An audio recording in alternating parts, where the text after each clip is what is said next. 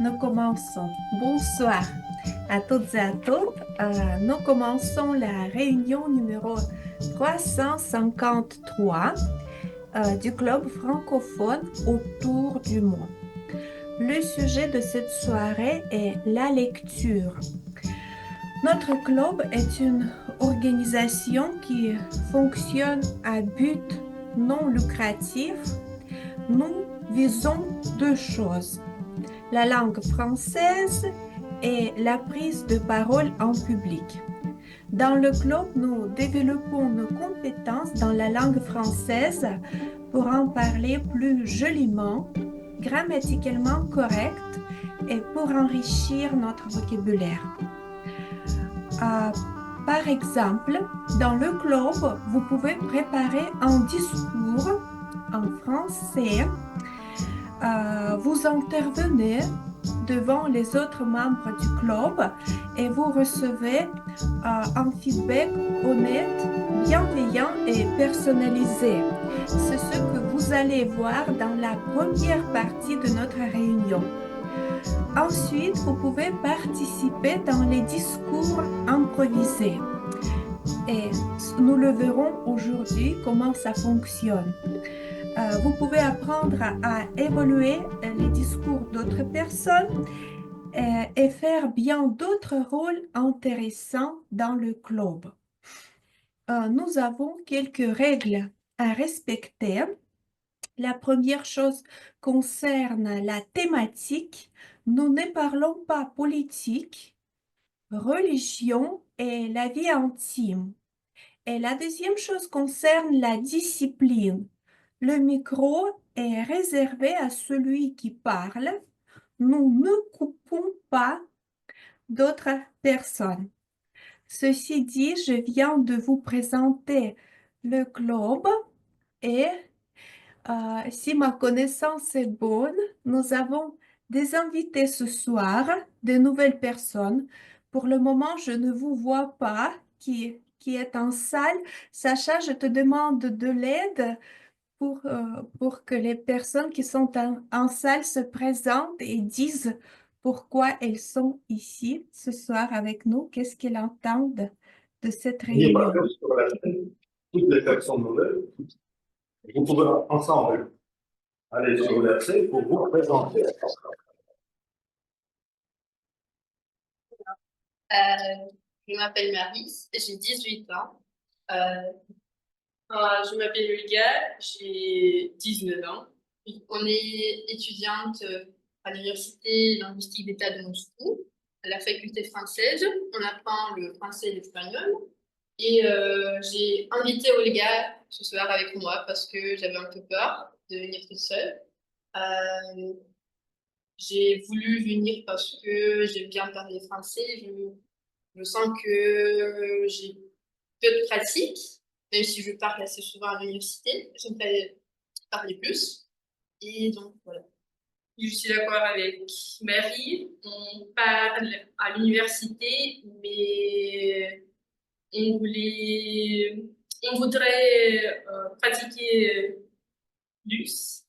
Et donc, on étudie la langue française depuis longtemps. Et donc, c'est tout. Très bien, très bien, vous êtes dans un bon endroit pour pratiquer le français. Nous avons l'ordre du jour, comme d'habitude. Nous avons commencé par faire connaissance avec le club, les invités, mais nous allons continuer du tic au tac. Je vais vous présenter les personnes qui vont accomplir certains rôles pendant cette réunion, les rôles très importants. J'invite sur la scène notre grammairien en personne de Monsieur Michel. Pour le moment, je ne vous vois non plus, mais cher Monsieur Michel, venez à la scène. Voilà, expliquez s'il vous plaît votre rôle, le mot du jour et à quoi ça sert, le mot du jour. Merci. À vous la parole. Soyez les bienvenus tous. Je m'appelle Monsieur Michel. J'accomplis ce rôle, celui d'un grammairien, régulièrement. J'y suis prêt et je voudrais vous souhaiter, parce que mon but est de stimuler et encourager ceux qui rendent hommage à la culture française. Je voudrais créer une ambiance amicale et bienveillante pour que vous réussissiez. Et je le fais pour que notre amitié, pour que notre confiance triomphe. En ce qui concerne le mot du jour, aujourd'hui, c'est le mot le pont. Le pont, c'est-à-dire ce qui sert de lien entre deux choses, être intermédiaire, chômer entre deux jours fériés et encore trouver un moyen de relier deux groupes ou des idées. Des synonymes. Une passerelle, c'est un pont étroit réservé aux piétons et encore un aqueduc. C'est une construction pour transporter de l'eau à l'Antiquité, à Rome par exemple. En ce qui concerne les exemples d'utilisation. Merci, Monsieur Michel. Non, je n'ai pas terminé encore. Ah, d'accord, d'accord. D'accord.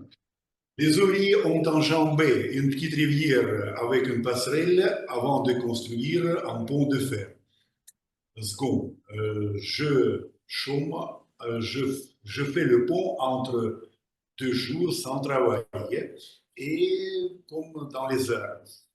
Dans la peinture, il s'établit comme un pont mystérieux entre l'âme des personnages et celle du spectateur.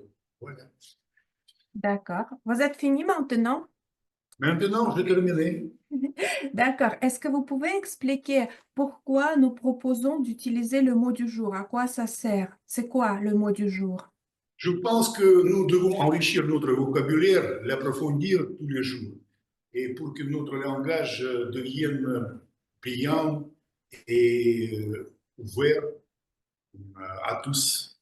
Voilà, je pense que nous devons améliorer notre niveau quotidien, chaque jour, D'accord. chaque D'accord. semaine. Donc, je peux faire le pont entre, entre la thématique de notre soirée et de votre rôle peut-être. Dans le chat, vous nous avez recommandé un livre de Pauline Yakovlev qui s'appelle Le premier élève. Est-ce que vous pouvez Oui. dire pourquoi vous avez choisi ce livre? Ce livre porte sur l'histoire des lycéens, les gymnases, avant la Révolution. Et l'auteur, il a été témoin de ça, il était professeur et il a trouvé des mémoires, il les a réalisés dans son œuvre. Je pense que chacun doit lire ce livre, c'est très intéressant et curieux parce que son langage est très gai et souriant et vous pouvez admirer la beauté et l'humour de cet auteur parce que c'est comme les relations entre les professeurs, le directeur et les étudiants et avant la Révolution. Voilà. Merci, merci pour la réponse. J'ai déjà téléchargé le Merci livre. beaucoup. Merci beaucoup. Merci. Voilà, c'était notre grammairien avec le mot du jour ou une expression du jour, faire le pont. La deuxième personne que j'invite sur la scène digitale cette fois va être Olga, notre chère chronométreuse. Olga, explique-nous en quoi consiste ton rôle et à quoi ça sert. D'accord. Bonjour à toutes et à tous. Aujourd'hui, j'ai fait le pont entre les vacances et les jours fériés. Et c'est pour ça que je peux être avec vous, même si vous avez commencé plus tôt. Mais en ce qui concerne mon rôle, oui, merci. En ce qui concerne mon rôle, je suis la grammairienne. Je vais chacun dans la grammairienne. Chacun, Chronométreuse. pardon, oui. Michel, cher Michel, c'est votre influence.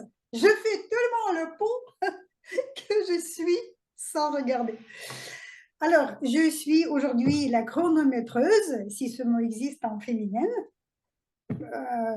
Oui, que ce soit, peu importe.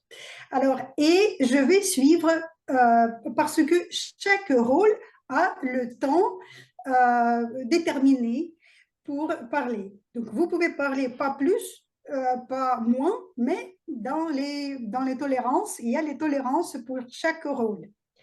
Pourquoi c'est important? Parce que, comme disait Jacques Prévert, le temps mène la vie dure pour ceux qui veulent le tuer. Alors, pour ne pas tuer le temps, il faut suivre ces règles. Les règles sont faciles. Pour le grammairien,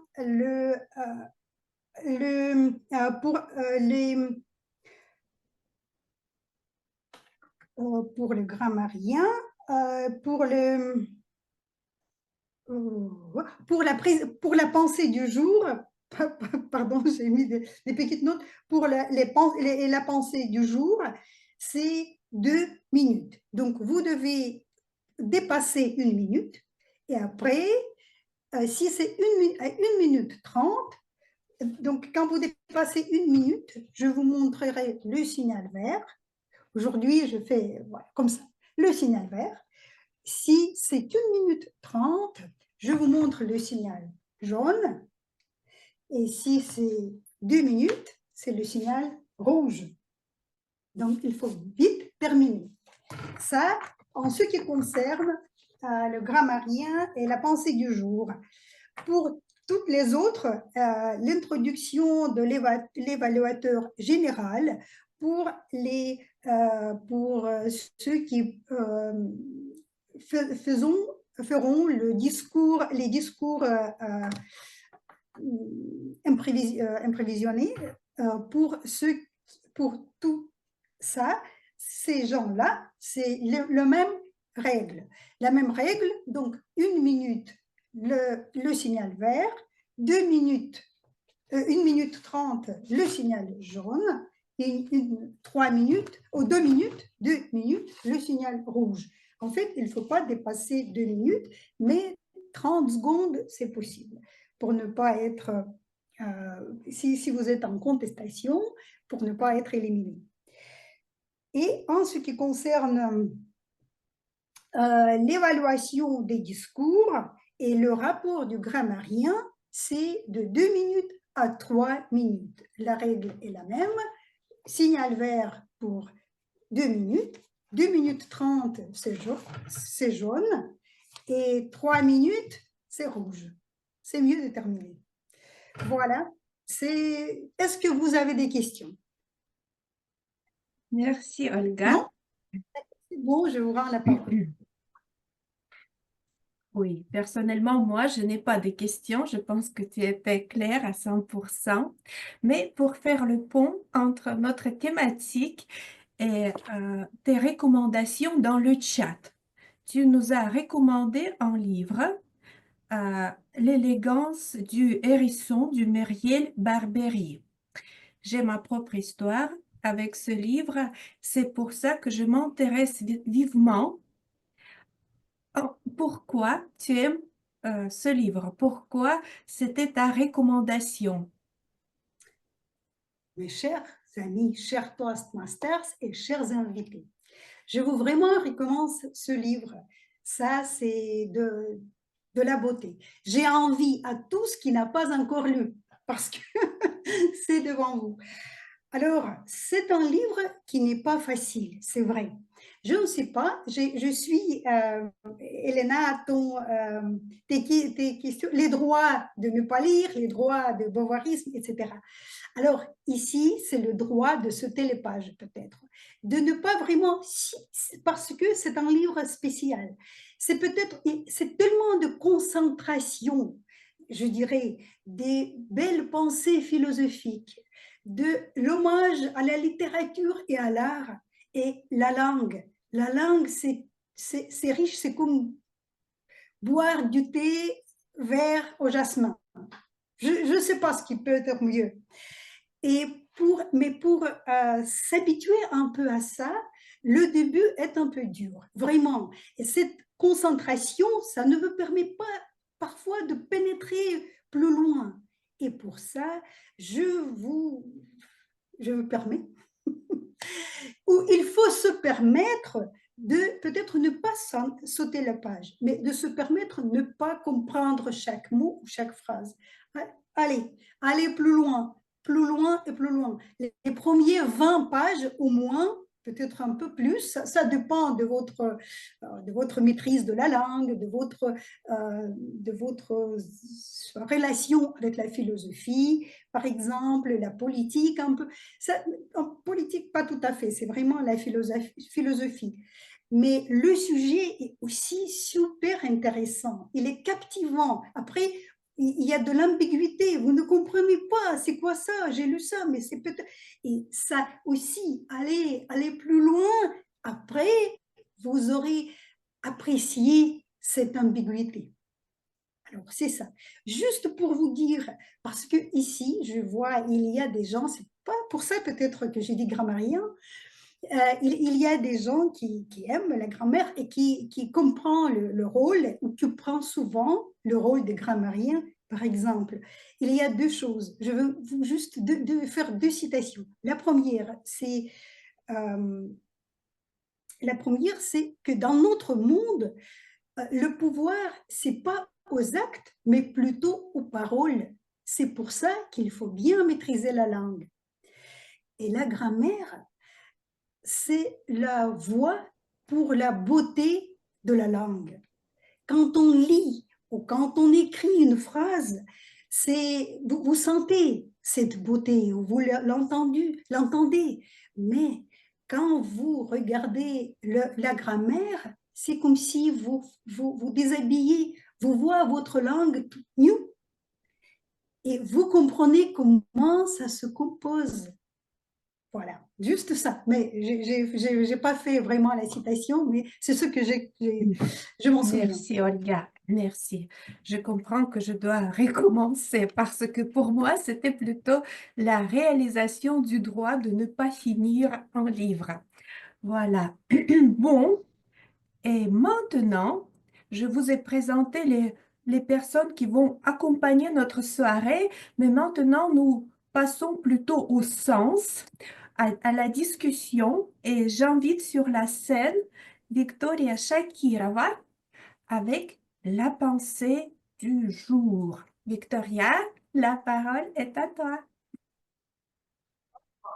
D'abord, j'ai deux questions à vous poser. Online, vous pouvez répondre aussi. Est-ce que vous avez assez de temps à lire? Non. Ok. Quand et où vous lisez? Peut-être dans le métro, à la maison. Dans le lit, le soir. Ok, bon. Quant à moi, j'étais folle de la lecture pendant mes études à l'école et à l'université. Et maintenant, il y a 10 ans que j'ai sorti de l'université et ma vie a beaucoup changé. Maintenant, je n'ai pas assez de temps à lire. Et c'est toujours 24 heures par jour, mais je sens que c'est 20 ou peut-être 18 heures par jour, parce que je n'ai pas assez de temps à lire, à regarder les films, à parler avec mes amis. Et aujourd'hui, je veux partager mes pensées, comment on peut lire plus. Numéro 1, vous pouvez lire dans le métro. J'ai une règle. Ma route, c'est pour lire. Je lis toujours dans le métro. Numéro 2, écoutez les livres audio. Il y a 2 mois, je pouvais dire que je n'aime pas les livres audio. Mais c'est une question d'habitude. Parce que maintenant, quand je marche quelque part ou quand je suis dans la voiture, j'écoute toujours les livres. Et numéro 3, rejoindre au club de lecture. Peut-être vous savez que nous avons un Toastmasters et vous pouvez le rejoindre et lire avec les autres et vous pouvez peut-être La discussion peut vous aider à lire plus.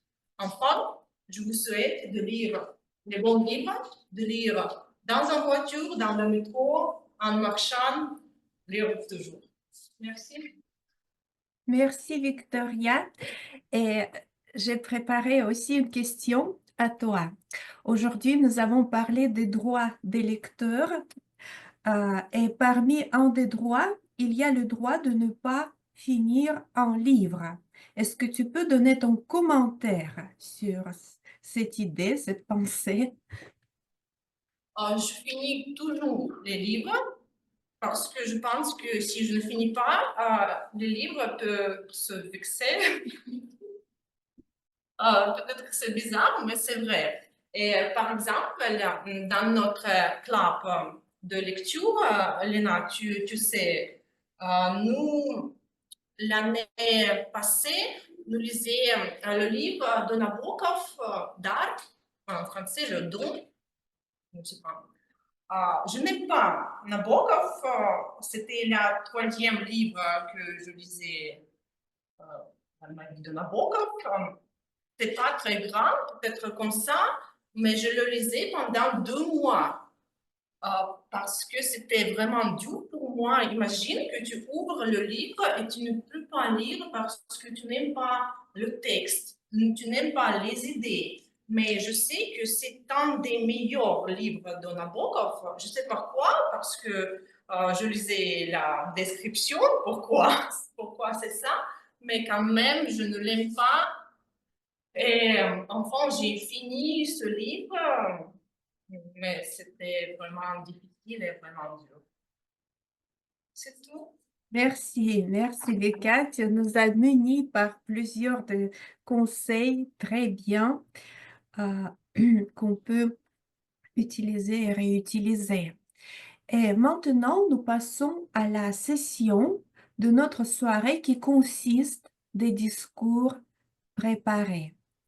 J'invite sur la scène notre chère Fanta Brissy Traoré. Fanta, aujourd'hui, nous avons de nouvelles personnes.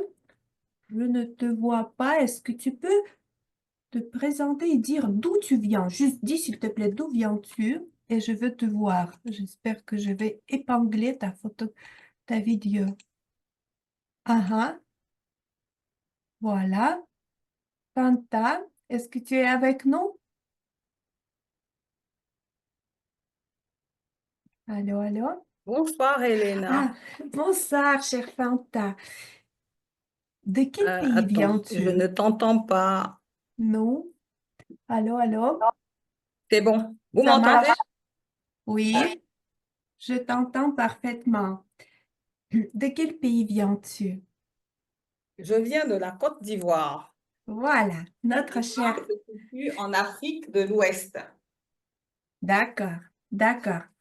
Voilà, je vous présente Fanta Brissi Traoré avec le discours qui s'appelle Le saviez-vous? Le saviez-vous? C'est un discours dont l'objectif était de s'entraîner à utiliser la variété vocale et le langage corporel pour améliorer le discours. Et le parcours de Fanta s'appelle la stratégie de motivation. Cher Fanta Brissi Traoré, le saviez-vous? Merci, Madame l'animatrice. Le saviez-vous? Oui, c'est une belle question. Est-ce que vous le saviez? J'ai souvent entendu dire que les voyages forment la jeunesse. Mais quelle jeunesse? Si on s'en tient à ce que nous a dit Michel Sardou, la jeunesse, elle va aller de 7 à 77 ans. Et je pourrais même dire au-delà. Mais je n'ai pas encore 77 ans, donc je suis encore jeune. Je vous parlerai alors de 2 jeunesses. Ma première jeunesse, puis ma seconde jeunesse. La première jeunesse, c'est celle que j'ai vécue avec mes parents quand j'étais encore une petite fille. Les voyages j'en ai fait énormément. J'ai commencé à voyager à travers les livres. Oh oui, les livres, c'était fabuleux. Et avec les parents, on recevait chaque fois pour nos anniversaires ou à Noël des cadeaux, mais toujours des livres accompagnés. Cela nous a permis de voyager, de faire aller notre esprit dans des pays où nous ne pensions jamais mettre les pieds.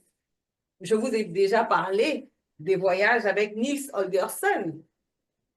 Ce livre si beau, si grand, malheureusement que jusqu'à présent, je n'ai pas encore fini de lire. Donc, je me donne le droit de lire et de le relire quand le temps me le permettra.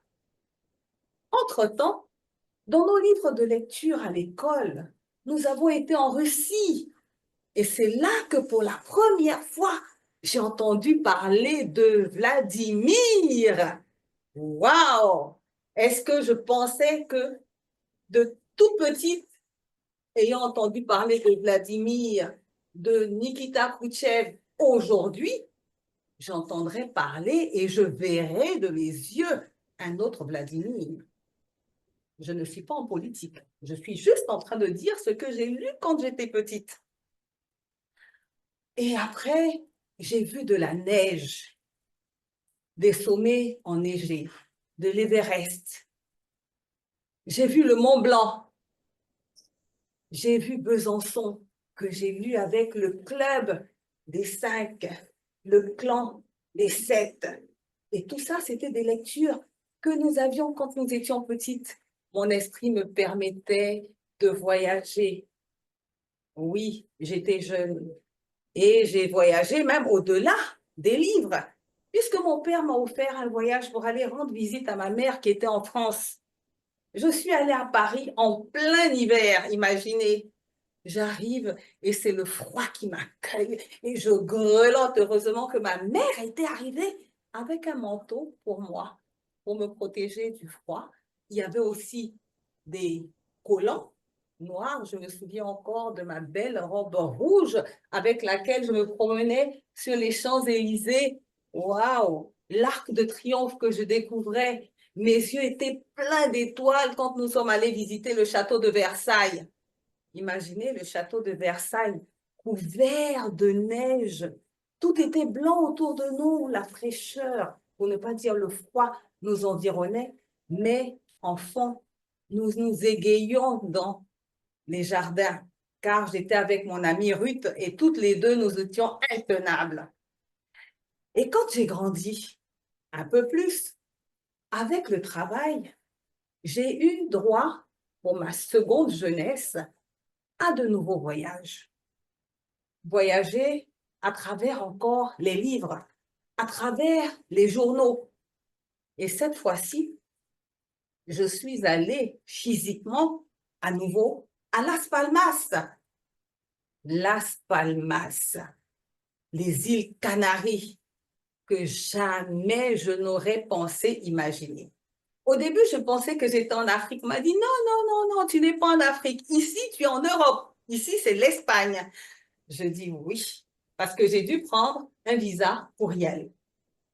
Et nous avons quitté Las Palmas pour aller à Tenerife.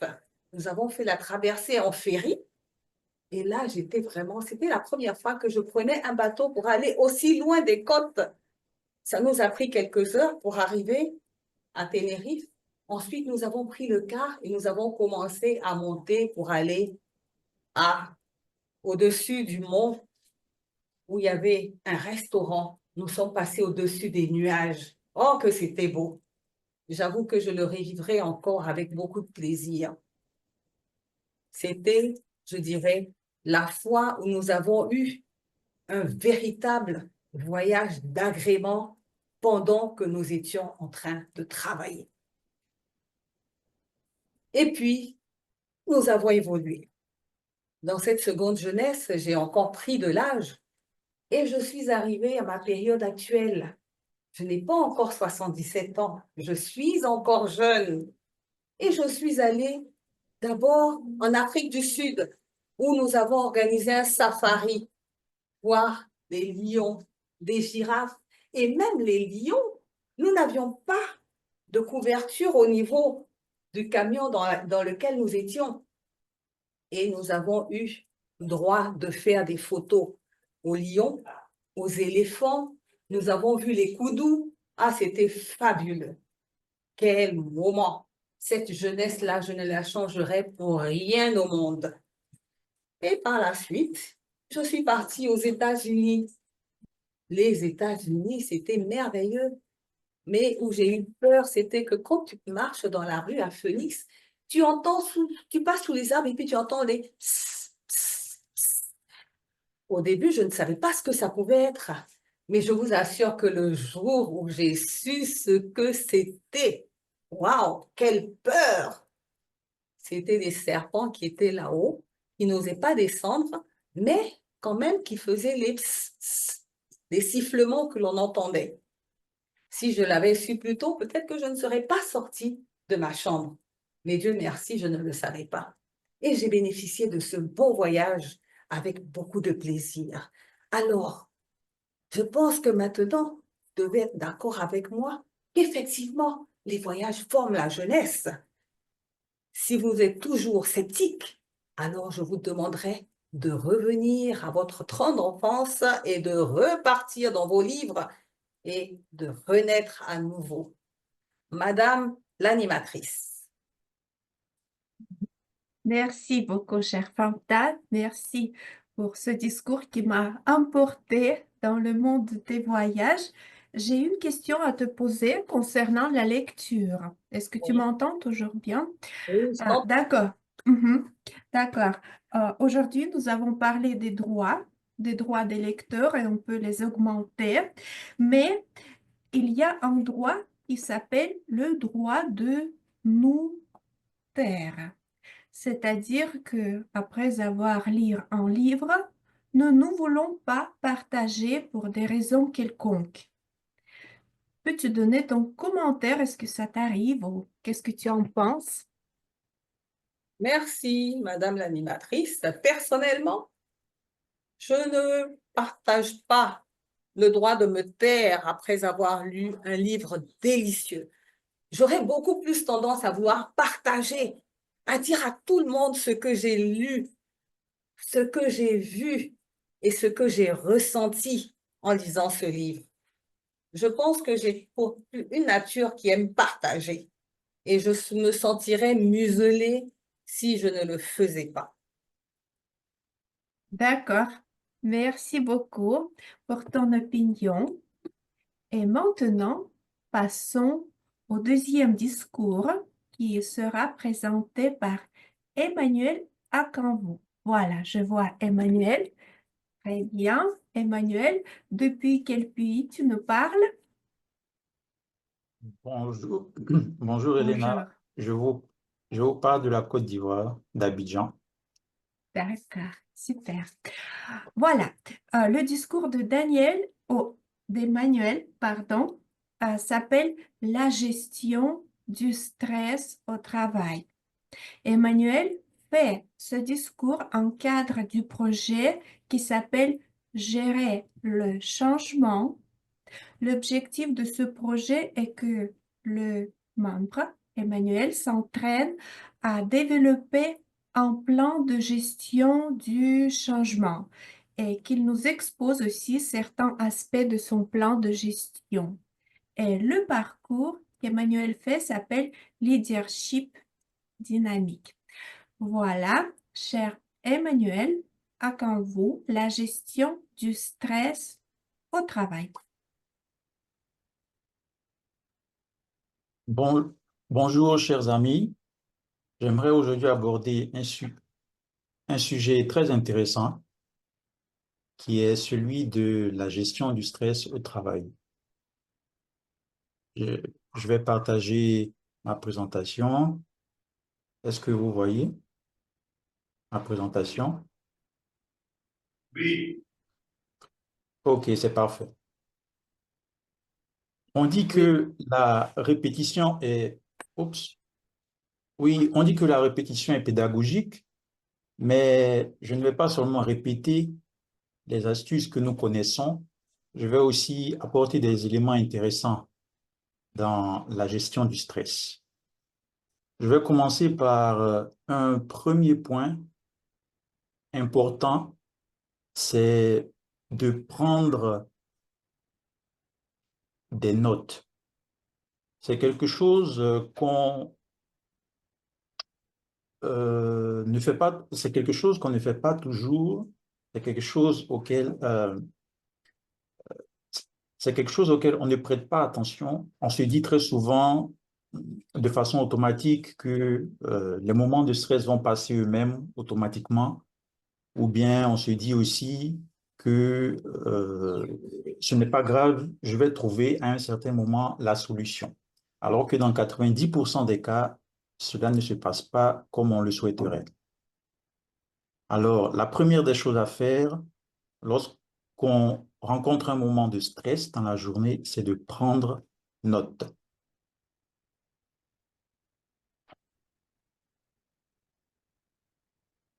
Après avoir pris note,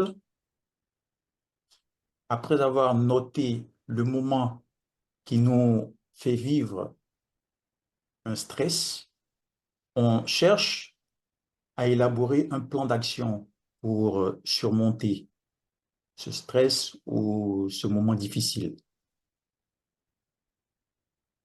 Une des techniques qui est très intéressante à utiliser, c'est la matrice d'Eisenhower.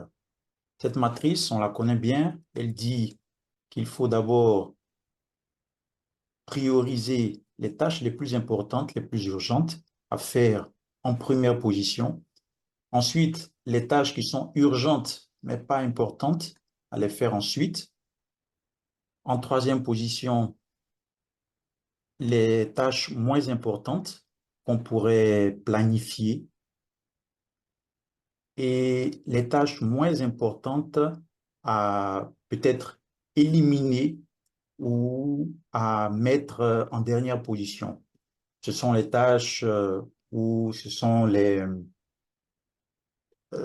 les actions que nous menons au cours de la journée qui consistent à, comme on le dit, scroller, regarder des pages de YouTube, Facebook, Twitter, TikTok, et qui n'apportent pas un grand plus au déroulement de nos tâches au travail.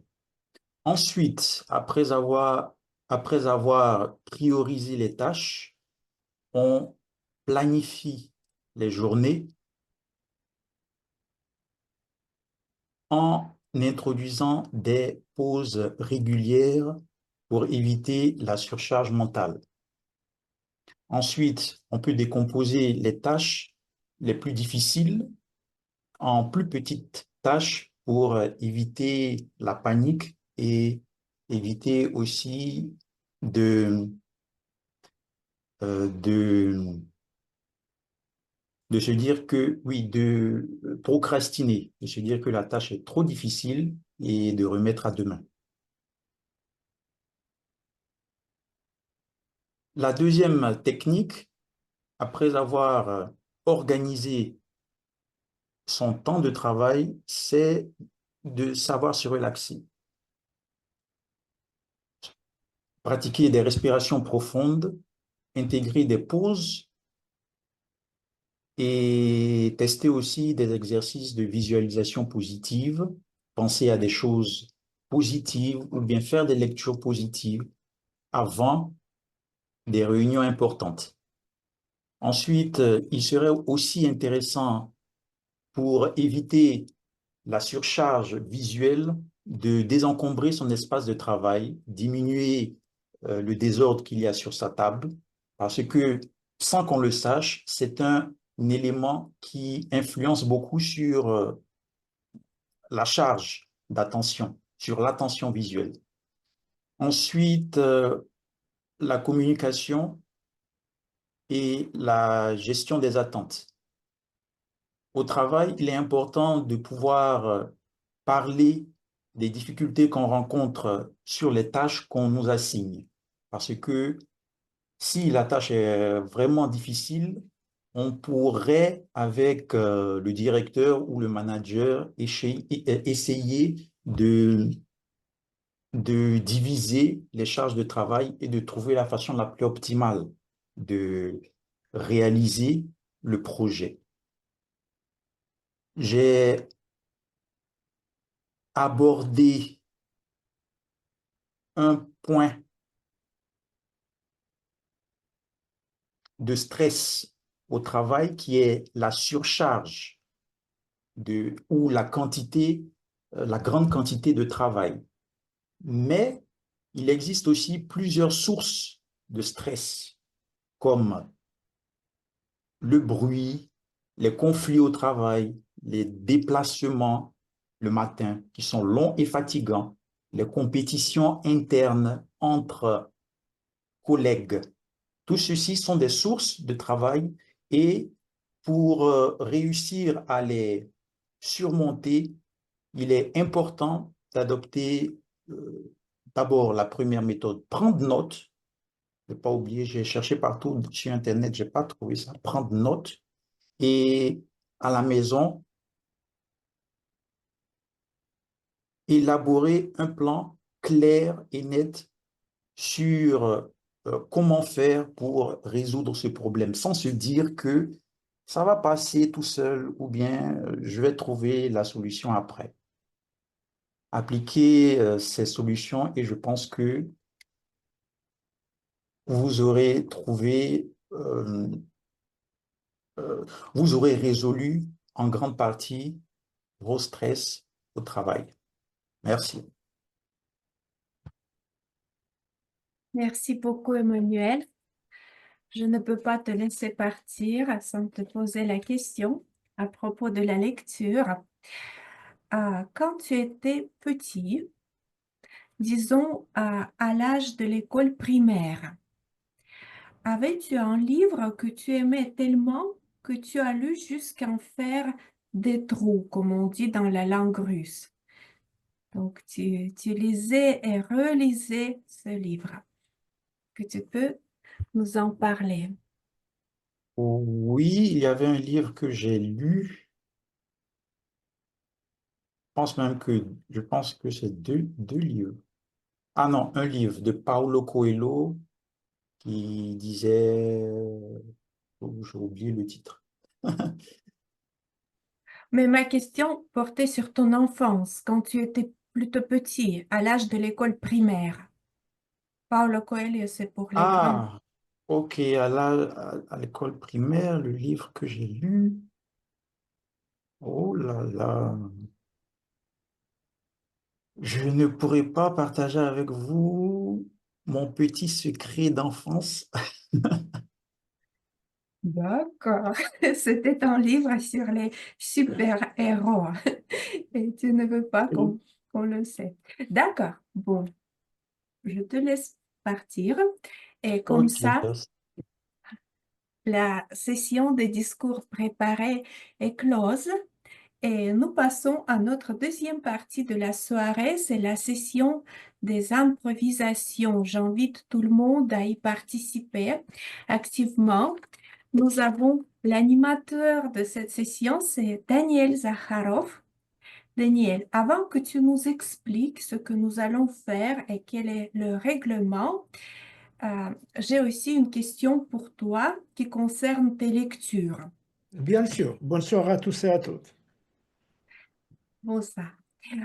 Tu as comme une de tes recommandations, tu nous as proposé le livre de Léon Tolstoï. Tu as écrit Dimanche, on peut dire aussi Résurrection. D'abord, est-ce que tu peux expliquer à nos amis francophones en quoi consiste ce jeu de mots entre dimanche et résurrection dans le titre de Tolstoï? Parce que le dimanche en russe, c'est la résurrection. Et l'importance de ce livre, je crois que quelque chose qui est la chose commune pour tous ces livres, pour le conte Monte Cristo, la résurrection, l'obélisque aussi de Vassil Bykov. Et la chose que on s'agit de la façon de l'erreur de la justice dans tous ces livres. Mais les lois d'histoire, tout le corrige. D'accord. Merci beaucoup. C'était en fait ce que je voulais apprendre. Pourquoi? C'était ta recommandation. Merci beaucoup. Et je te laisse de présenter la session des improvisations. Merci beaucoup, chère Elena, chers amis. Ce soir, je voudrais faire le pont. Le pont entre Moscou, où notre auditoire dans la salle se trouve, et Paris, où le sommet pour l'action sur l'intelligence artificielle avait lieu la semaine dernière. Le 10 et le 11 février, ce sommet, cette conférence avait lieu à Paris, où une intelligence artificielle, le chat, a été introduit et je voudrais vous le présenter. Notre cher ami le chat est une intelligence artificielle créée par Mistral AI, une start-up française basée à Paris. Le chat est conçu pour aider et assister dans diverses tâches, répondre à des questions et fournir des informations de manière claire et concise. Il est là pour faciliter notre discussion et apporter nos réponses précises et utiles. C'est l'introduction de le chat qui m'a aidé à préparer les questions pour la session des improvisations ce soir. Donc, maintenant, je voudrais partager mon écran. Un petit moment.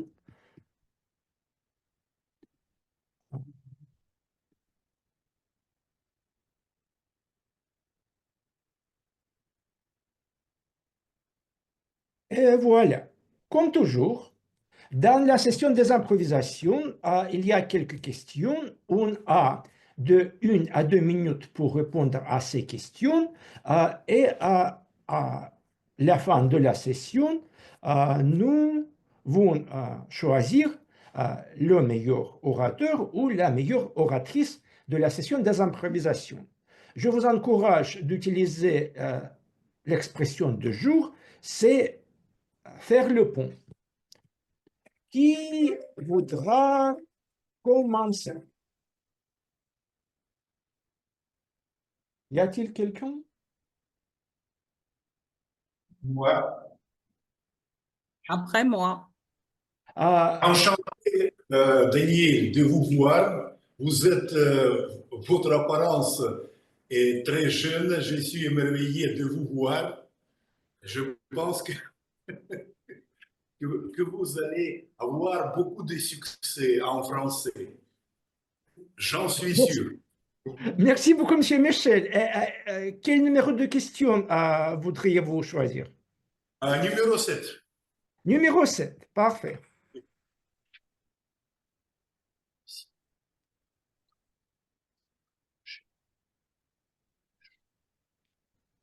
Est-ce que vous pouvez le lire? Si vous pouviez donner vie à un objet d'un livre, lequel choisiriez-vous et pourquoi? Je pense que quand vous lisez, vous vous plongez dans un rêve.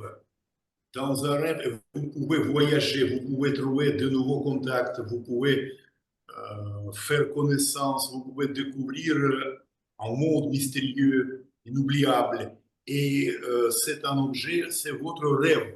Quand vous rêvez, vous restez jeune, vous restez comme un enfant qui aspire, qui cherche, qui découvre, qui s'émerveille. Et je pense que vous faites, avec cet objet, avec votre rêve, vous faites le pont avec l'avenir.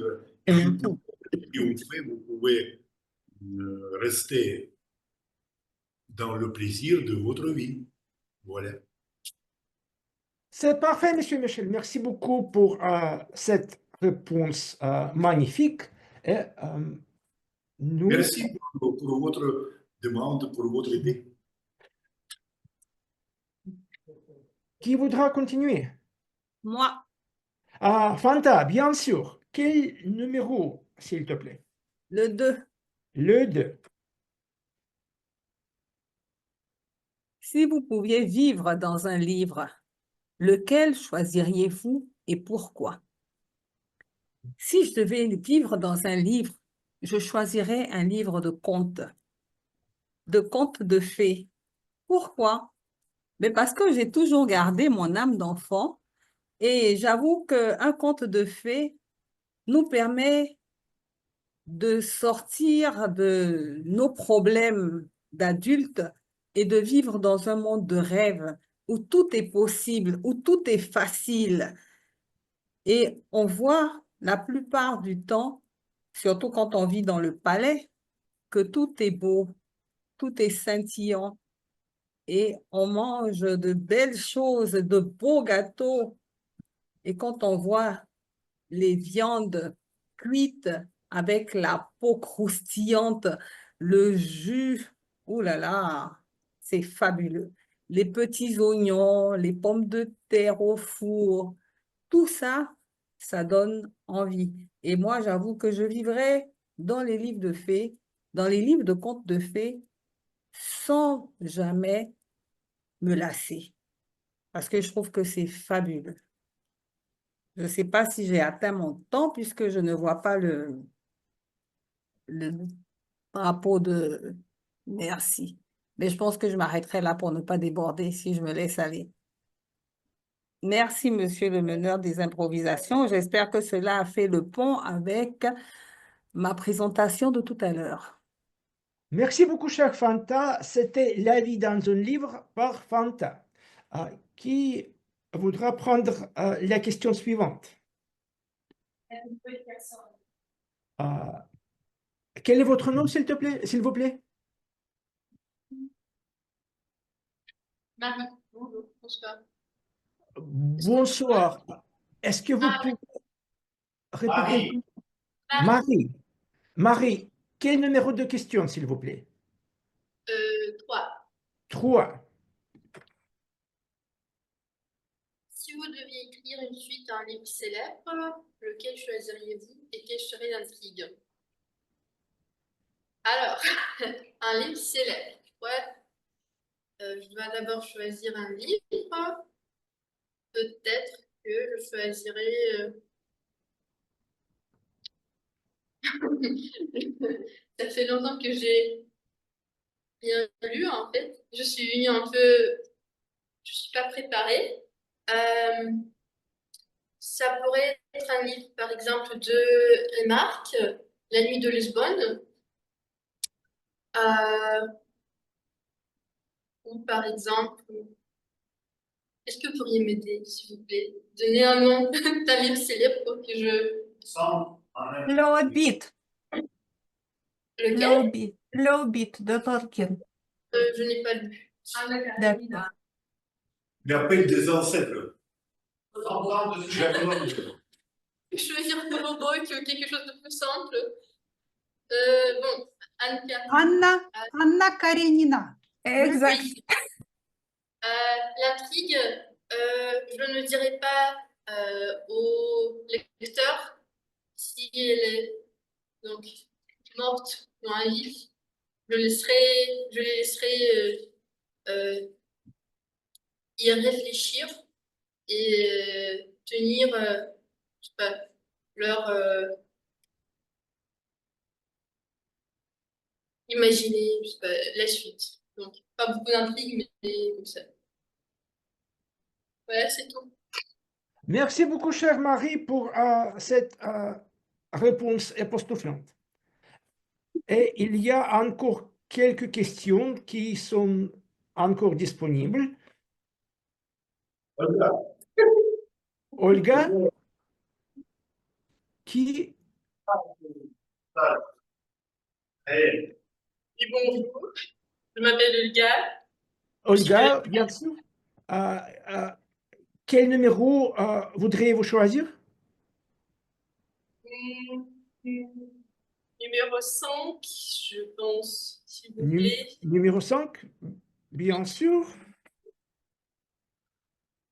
Imaginez une conversation avec votre personnage de roman préféré. Que lui diriez-vous? Donc,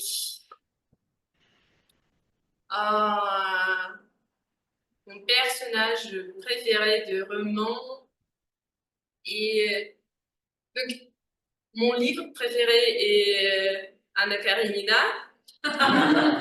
Et donc, je voudrais lui dire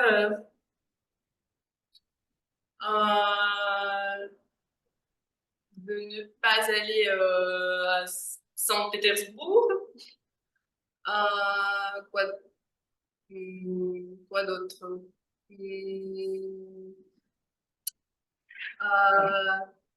Je voudrais lui dire de ne pas voir, de ne pas aller voir mon ski, car c'était un grand problème pour toutes les personnes de ce livre.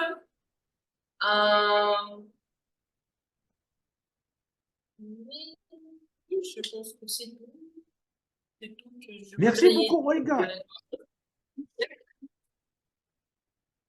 C'est la réponse magnifique vraiment pour cette question qui vous a aidé à développer votre imagination. Et maintenant, peut-être quelqu'un dans la salle numérique.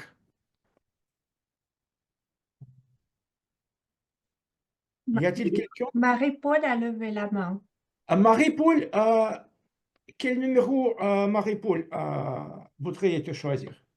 Le 8, s'il vous plaît. Le 8, bien sûr.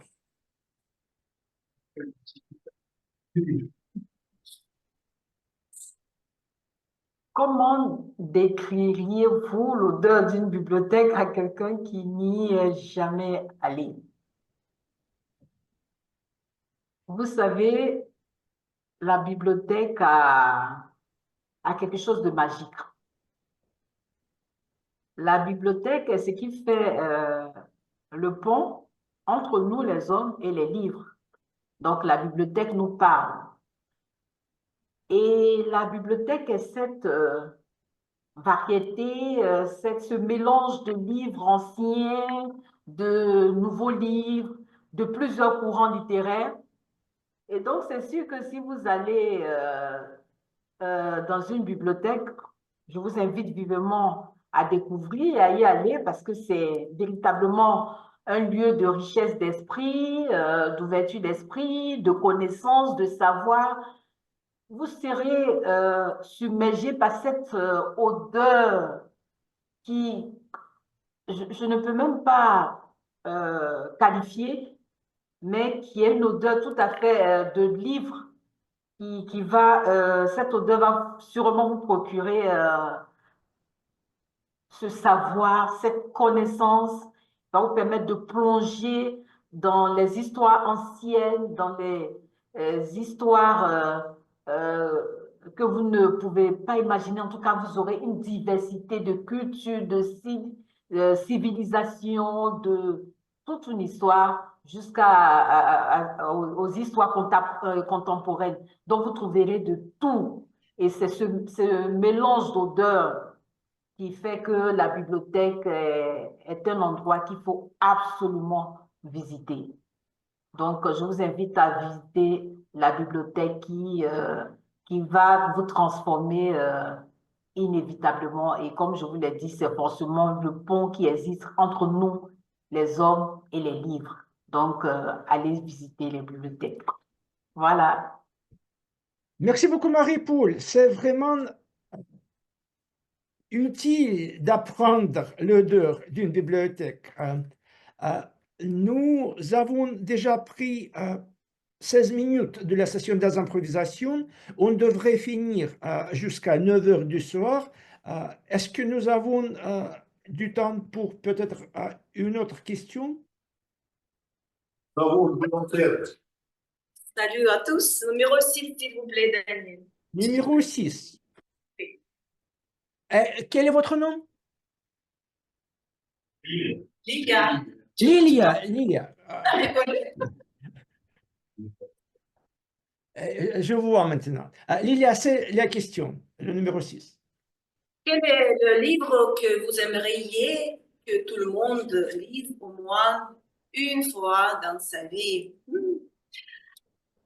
C'est une question qui est plus simple pour moi et assez difficile pour les autres parce que conseiller quelque chose au niveau, à l'échelle du monde, c'est c'est trop. Mais c'est un livre en Inde, oui, duquel je suis. Je suis mordu. Oui, je suis mordue. C'est Yevgeny Onegin de Alexandre Pouchkine. C'est un roman au verse qui fait un pont entre toutes les époques qui concernent la Russie et qui concernent même l'Europe, en France notamment. Et le critique russe Vissarion Grigorich Belinsky a dit que c'est une encyclopédie de la vie russe. Donc, ceux qui ont connaître mieux notre pays, je vous conseille, chers amis, chers Toastmasters, tous qui m'écoutent, c'est familiariser avec ce roman-là. Et je voudrais aussi un moment, et mon rêve concernant avec ce roman-là et les livres, tout ça, c'est pour un moment dans nos vies, si quelqu'un invente la machine de temps, de me transmettre à l'époque de Pouchkine et entendre sa voix et voir ses yeux. Merci beaucoup, chère Lilia. J'adore Pouchkine moi-même, et vraiment Pouchkine pour les Russes, et quelqu'un qui est par exemple Shakespeare pour les Anglais. Avec ça, je voudrais faire finir pour la session des improvisations. Nous avons eu 6 participants de la session des improvisations. Au début, M. Michel a exprimé ses avis sur l'objet d'un livre. Après ça, Fanta a partagé sa vie dans un livre. Marie a fait la suite avec une suite à un livre célèbre. Olga a développé une conversation avec personnages de romans préférés. Marie-Paul a décrit une odeur d'une bibliothèque et Lilia nous a fait une recommandation pour un livre à lire. Avec ça, je voudrais vous inviter à voter pour le meilleur orateur ou la meilleure oratrice de la session des improvisations. Le lien a été partagé dans le chat au début de la réunion. Et je donne la parole à notre chère animatrice, Elena. Merci, Daniel. Comme ça, nous passons à la troisième et à la dernière partie de notre soirée qui est réservée aux évaluations. Nous avons un évaluateur général ce soir en personne de Sacha Alexandre Ouzianov. Alexandre, je ne te vois pas. Est-ce que tu peux venir devant la caméra? Voilà, merci. Et avant que tu commences, j'ai une question par rapport à tes attitudes en tant que lecteur. Sacha, est-ce que tu te permets de sauter les pages, sauter des pages quand tu lis un livre? C'est ce que je fais chaque fois quand je lis, parce que je n'ai pas de temps pour lire et je lis seulement quand c'est nécessaire. C'est pourquoi je saute de page en page et seulement la littérature technique, peut-être si je veux être au courant de quelque chose de nouveau, je lis. Sinon, je ne le fais pas parce que aujourd'hui, nous n'avons pas de temps pour lire et du tout, ça dépend de nous. Mais en ce qui concerne moi, je ne peux pas me donner cette possibilité, cette plaisir de lire. Voilà, la réponse honnête. Merci, Sacha. Et est-ce que tu peux aussi nous expliquer à quoi ça, pourquoi on fait des évaluations? Tu Avant expliques? de commencer, je voudrais vous, parce que je n'ai pas entendu de Daniel, je vous encourage pour les personnes qui sont venues par la première fois de voter pour la meilleure improvisation. Vous pouvez utiliser le QR code sur l'agenda. Pour ceux qui sont en belle époque, comme M. Michel a déjà fait, vous pouvez déchirer votre agenda et écrire le nom du gagnant ou gagnante. Et pour ceux qui sont en ligne, voilà le lien. J'ai partagé pour voter pour la meilleure improvisateur. Et à la fin de la réunion, on va voir qui sera le gagnant ou la gagnante. Et maintenant, au sujet de l'évaluation. Exact, c'est la session des évaluations. Et je t'ai Ok. demandé d'expliquer à quoi ça sert aussi, entre Ça, autres. la session des évaluations sert de construire, de faire le pont entre ceux qui nous sommes maintenant et ceux que nous pouvons être à l'avenir. C'est juste pour ça nous faisons les évaluations. Et aujourd'hui, nous avons, pour faire notre réunion rocambolesque, nous avons évaluateur pour chaque rôle. Évaluateur du grammaire, évaluateur du temps, évaluateur personnel et évaluateur général. C'est moi. Votre serviteur fidèle. Oui. Votre serviteur fidèle. Serviteur. Oui. Serviteur? Oui. OK. Alors, conseiller. OK. Alors, on commence par chaque discours chez Toastmasters, c'est notre société, doit être évalué. Et chaque discours a ses objectifs et chaque discours a son évaluateur qui va évaluer et voir si l'orateur a accompli les tâches. Et aujourd'hui, nous avons eu 2 discours préparés et nous allons écouter 2 évaluations personnelles. La première sera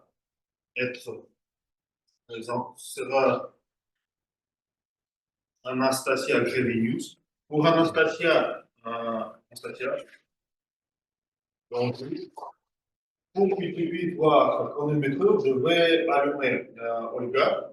Tu peux voir là. Et quand il va montrer le signal, je vais te présenter. Là, tu peux regarder. Ce n'est pas très confortable, mais c'est notre objectif, c'est notre sens. Okay. Alors, je donne la parole à notre cher Nastia.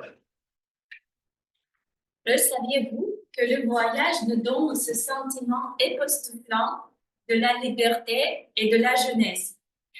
Quand nous allons quelque part pour la première fois, nous sentons comme un petit enfant qui est en train de découvrir le monde, qui est en train de découvrir quelque chose pour la première fois. Et je suis complètement d'accord avec ce sentiment. Cher Fanta, je voudrais te remercier pour ce discours et je voudrais te remercier d'avoir abordé ce sujet qui nous donne des sentiments comme ça. Je voudrais mentionner des points forts que j'ai aperçus dans ton discours. D'abord, tu as utilisé parfaitement la scène digitale. Tu étais debout et tu te sentais à l'aise face au auditoire, ce qui est très important chez Toastmasters. Deuxièmement, ce qui m'a plu, c'est ta gestuelle. Parce que tu as parlé avec les mains, tu as utilisé non seulement le langage verbal, mais aussi le langage non verbal. Et ce qui m'a plu, c'était ta variété vocale. tu es oratrice époustouflante, rocambolesque, qui est très forte au niveau de la variété vocale. Et aussi, durant ton discours, tu faisais des pauses dans les lieux de texte où c'était nécessaire. Je voudrais aussi mentionner que tu as utilisé l'artefact. Tu as montré un livre que tu as lu et c'était pour illustrer ton discours. En ce qui concerne les points d'amélioration, c'était très difficile pour moi trouver les points d'amélioration parce que le discours était formidable, mais j'en ai trouvé un. J'aimerais avoir plus de contact visuel parce que je sais que c'est un peu difficile quand tu es dans la scène digitale, mais essaye peut-être pour la prochaine fois regarder un peu plus vers la caméra. Et en général, c'était un très bon discours. La variété vocale et le langage corporel étaient parfaitement accomplis. Donc, l'objectif du projet est atteint et tu as accompli le projet. Merci et félicitations.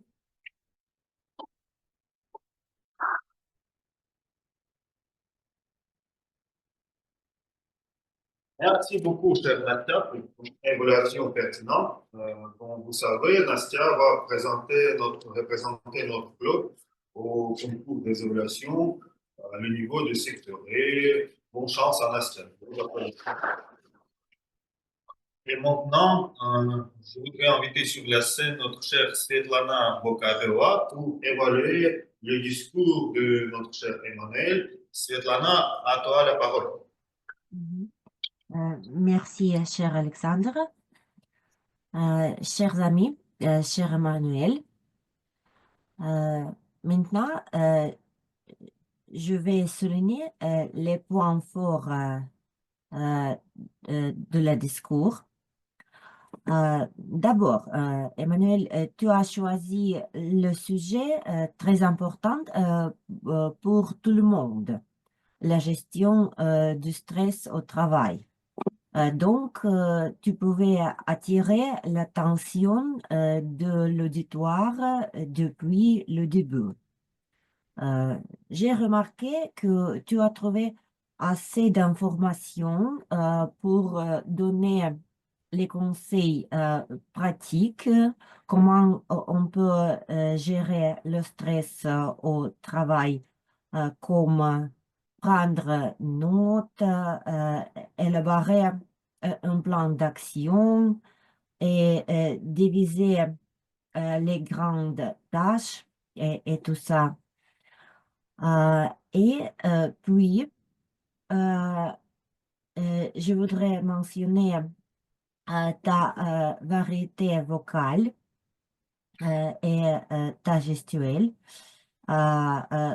sont parfaits et le discours était assez clair et c'était facile de comprendre tout.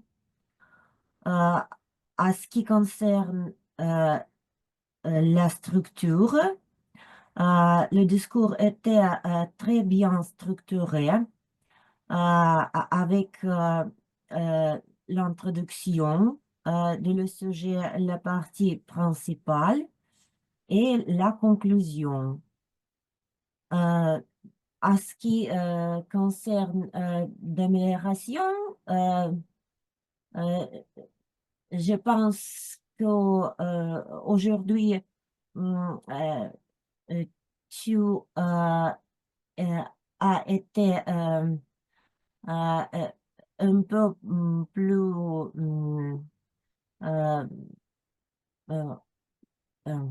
comment ça veut dire?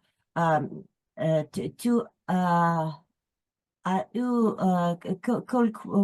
quelques hésitations, mais ce n'était pas grave.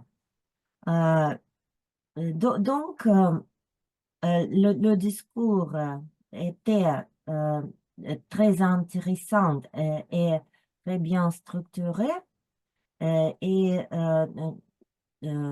tu as pu attirer notre attention et de donner beaucoup de conseils pratiques.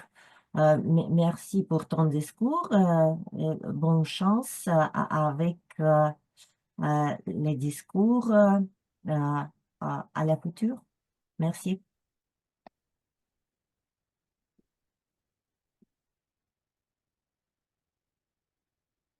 Merci beaucoup, chère Svetlana, pour ton évaluation. Je vois ton progrès en tant qu'évaluatrice et je suis impatient de voir tes discours, peut-être participer au concours dans une semaine, pourquoi pas. Mais le plus souvent tu participes à nos réunions, le plus ton progrès est pertinent. Merci beaucoup pour ça. Et maintenant, je donne la parole à notre cher Ramarian pour le rapport d'utilisation au mois du jour et notre panel. Monsieur Michel, à vous la parole. Merci beaucoup, je suis ravi de participer à notre réunion chaque fois parce que je découvre quelque chose de nouveau et je suis humble, je me sens humble de la joie, je m'envole ailleurs. Bon, mes félicitations en ce qui concerne des fautes. Leur quantité s'est réduite chaque réunion et spécialement, j'ai su tomber sous le charme du discours passionné de Fanta parce qu'elle a montré un riche vocabulaire et elle a utilisé 2 fois l'expression faire le pont. En cours, c'était Hélène Marina qui a utilisé ce mot, Olga Kondratьева. Ça m'est servi en cours Sacha Osianov, Lilia, Marie-Paul, aussi bien, Daniel Zakharov. Bon, mais je pense aussi j'ai rencontré quelques petites fautes, quelques petites gaffes, comme ça. Chère Hélène Marina, il y a peu de gens qui comprennent, c'est pluriel. Sacha Osianov, en ce qui me concerne, il faut dire. Bon, Victoire, vous avez prononcé chaque jour, vous améliorez votre niveau, votre attitude, et vous devenez de plus en plus disponible et vous vous intégrez bien dans notre société. Je suis très charmé de cet événement, mais tout de même, je suis sorti de l'université parce que la préposition, le verbe être. Et je n'ai pas entendu bien, si je ne me trompe pas, l'année passée, nous lisions. C'est pluriel, signe. Bon, en ce qui concerne, je pense que c'est tout. Voilà, merci beaucoup pour votre confiance. Et voilà. Merci beaucoup. Et maintenant, je donne la parole à notre chère Olga Kondratьева pour le rapport chronométreuse. Olga, à vous la parole.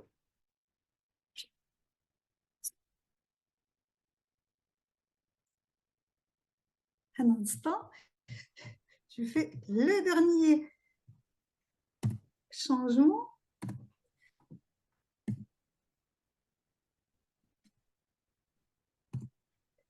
Voilà.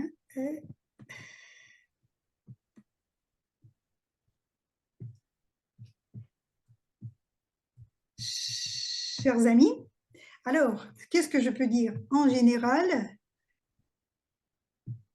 est-ce que vous m'entendez? Oui. D'accord. Alors, en général, ça c'était bien. Je dirais que personne ne serait éliminé. Donc, tout le monde restait dans les limites, comme on dit, dans les clous. Mais je pourrais vous montrer le tableau à mon avis, le meilleur, avec de l'expérience, je comprends que le meilleur, c'est quand tu utilises tout ce qui est jaune, parce que tu as encore un peu au cas où pour dépasser les limites et quand même, tu as assez de temps pour t'exprimer. Alors, je voudrais partager mon écran. Je sais comment je vais le faire. Je sais, je vais trouver pour partager l'écran.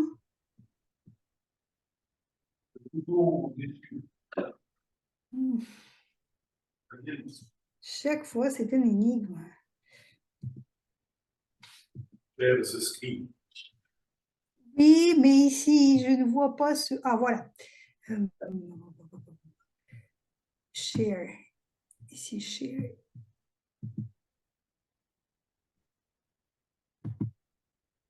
Et voilà. Est-ce que vous le voyez bien? C'est ça le tableau? C'est ça le tableau. Alors, je peux dire que tout le monde restait dans les limites. Le premier orateur, Michel, dans les discours d'improvisation, Michel, vous pouvez parler un peu plus long, plus longtemps. Et pour les autres, c'était bien. Discours préparé, super, super. Vous voyez, Fanta, jusque 27 minutes, c'est un peu la limite, mais vous ne seriez pas éliminé pendant le concours et Emmanuel aussi. Je trouve que pour moi, par exemple, c'est l'un des plus durs, c'est respecter les limites de discours. Voilà, très bien fait. Merci à tous. Je vous rends la parole. Merci beaucoup, cher Olga.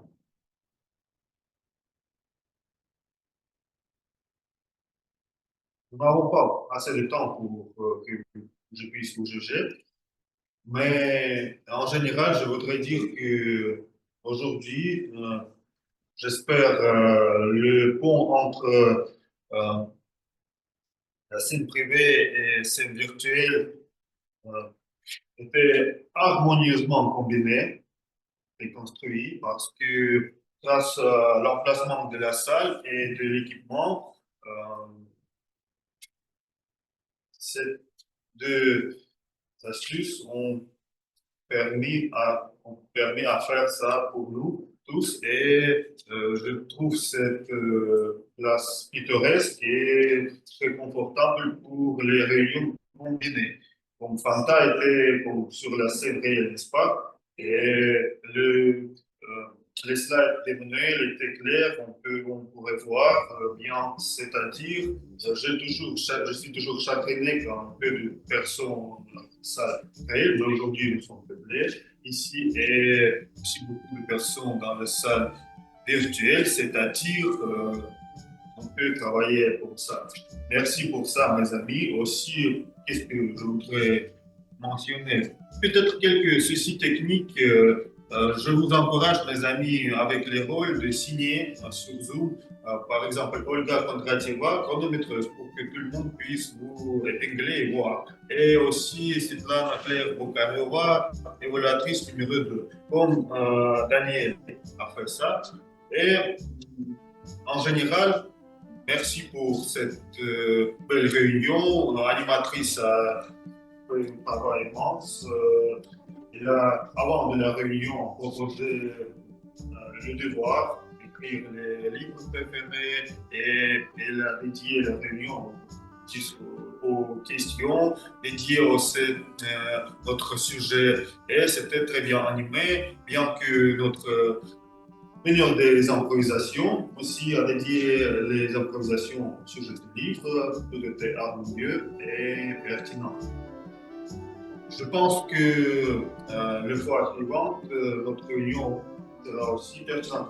Nous avons le concours, les discours, et je vous encourage à nous visiter parce que ce sera très intéressant. Et maintenant, je donne la parole à notre chère animatrice pour clôturer la réunion et puis à notre chère présidente pour annoncer gagnant ou gagnante de la session des improvisations. Merci. Merci à tous et à toutes. Je pense que je redonne tout de suite la parole à notre chère présidente Irina Vysipkova. Voilà, Bonsoir, bonsoir, chers amis. Merci, Elena. Alors, nous sommes prêts à clôturer, mais on va annoncer la gagnante de la session d'improvisation. Et aujourd'hui, préparez vos mains, s'il vous plaît, pour applaudissements. C'est Marie-Paul. Marie-Paul, félicitations, mais je crois qu'elle a quitté la réunion, je crois. Mais le certificat est prêt. Voilà. Ok, merci pour cette réunion rocambolesque comme d'habitude et à la prochaine. Sacha, vous avez rappelé du concours le 28 février. Alors, bonne soirée. Et aussi, mes amis, il faut faire de photos ensemble pour les organisateurs. S'il vous plaît.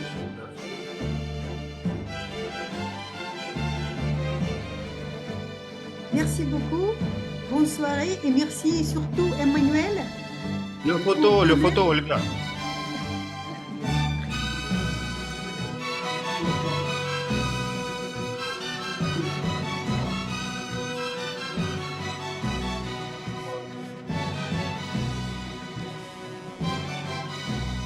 Merci beaucoup, Valérie.